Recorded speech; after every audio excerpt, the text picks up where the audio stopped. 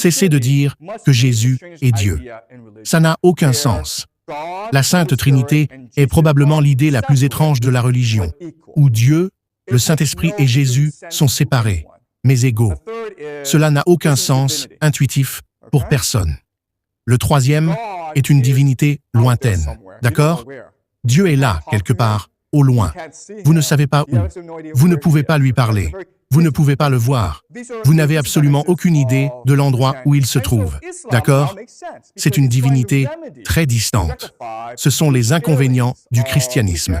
Et c'est pourquoi l'islam prend maintenant tout son sens, car il tente de remédier et de corriger ces lacunes du christianisme.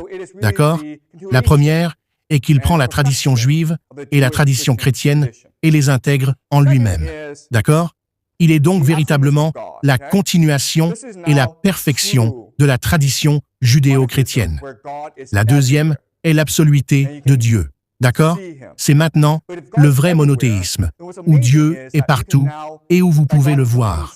Mais si Dieu est partout, ce qui est remarquable, c'est que Dieu peut désormais entrer en vous par votre foi, par votre dévotion et par votre pratique.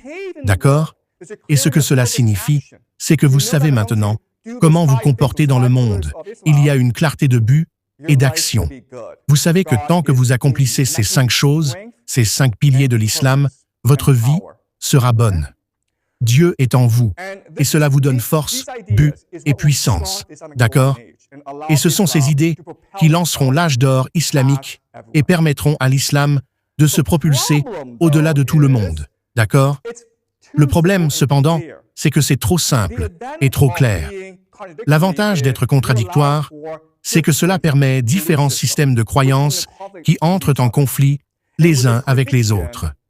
Et avec cette contradiction et ce conflit, cela permet l'innovation. C'est pourquoi le catholicisme finira par céder la place au protestantisme, d'accord? Qui est une réinterprétation de la Bible. Mais c'est parce que la Bible est tellement contradictoire que cette innovation ne va pas se produire. La Bible était extrêmement claire. Le Coran est extrêmement clair. Mais si c'est le cas, alors on ne peut pas permettre un rejet radical du passé et une adhésion à l'avenir. D'accord? Le judaïsme se situe à l'intérieur de l'histoire. Le christianisme se situe également à l'intérieur de l'histoire. Mais l'islam est éternel. Lorsque vous lisez le Coran, il est censé représenter les paroles éternelles. Ces paroles sont toujours vraies. Mais le problème est alors de savoir comment interpréter ces actions à travers le prisme de l'histoire. Et